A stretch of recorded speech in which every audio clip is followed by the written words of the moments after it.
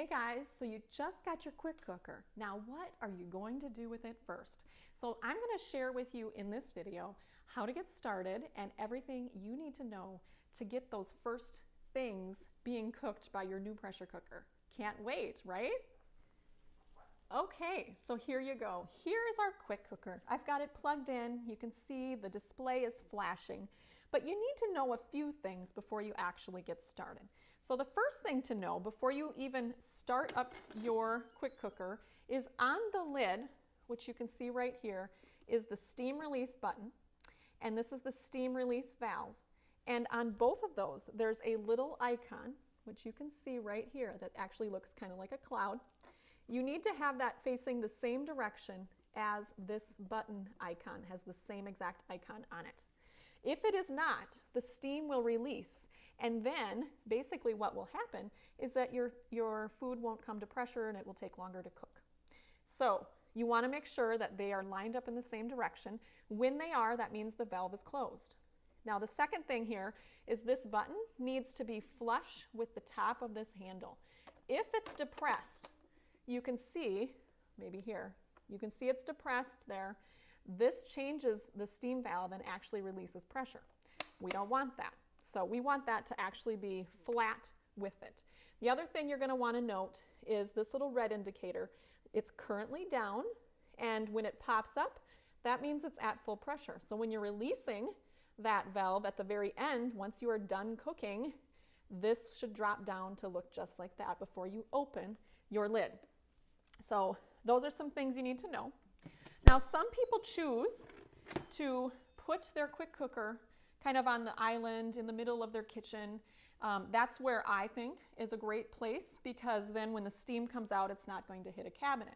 However, there's a really quick tip that you can use if you don't have any other choices other than to keep it on a countertop where there are cabinets, is when you're releasing pressure, you can simply use a pot lid to direct, which you can see here, you can direct the steam to wherever you want it to go.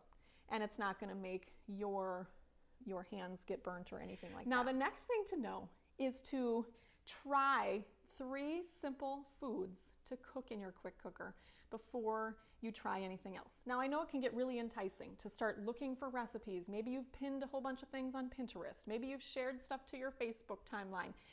Hold the phone and just start slow with baby steps, because that's going to help you be successful in the long run, because you're going to get more comfortable with using it, and you're going to get so comfortable that you'll be able to take recipes and modify them yourself to put in the pressure cooker.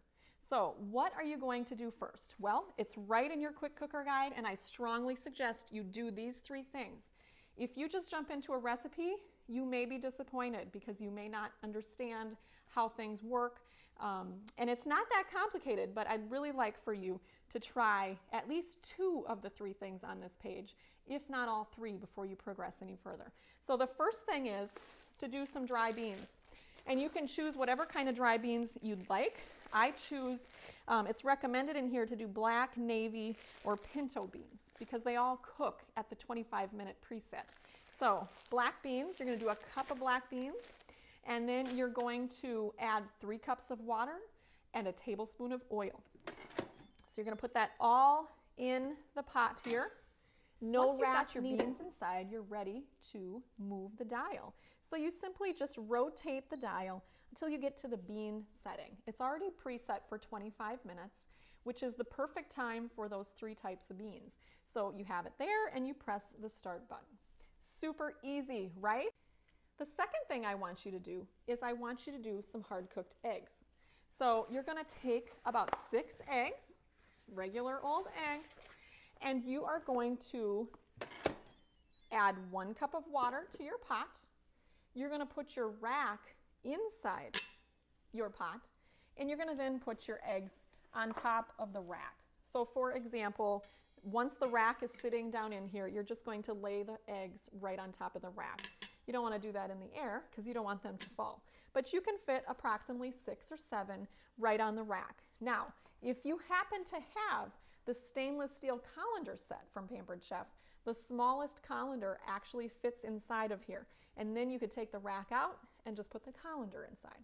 So it's got to be the stainless steel one though. You don't want to use anything else. And then you're basically just going to close it up all the way, and then you're going to set it to the steam setting. And the steam setting is ready for a 15-minute cook. And you're just going to follow the instructions right in here. So of course, you've got the 1 cup of water. All you have to, this says you could set it to steam, or you can also use the custom setting where you're going to just do 12 minutes of cooking. So to do custom, let me show you how that works. To operate the custom feature, you simply will just go to custom. It's already preset for 30. You're going to go to time. Then you're going to just lessen that time. So you have plus and minus to lessen the time. You're going to set it for 12 minutes, and then you're just going to press start. Super easy, right? Now the third thing I want you to do is I want you to make the simple salsa chicken, which is right inside here. And why do I want you to do that? This is going to be your first taste of trying a recipe with a few ingredients.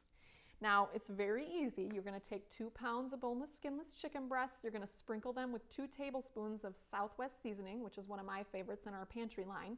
If you don't have that, you could use taco seasoning. And then you're going to put in 1 cup of salsa. Now, if it's a really thick salsa, I'm going to recommend you add just a touch of water to it, and I'm thinking like 1/4 cup. And you're going to stir that together and then pour it over the top of the chicken.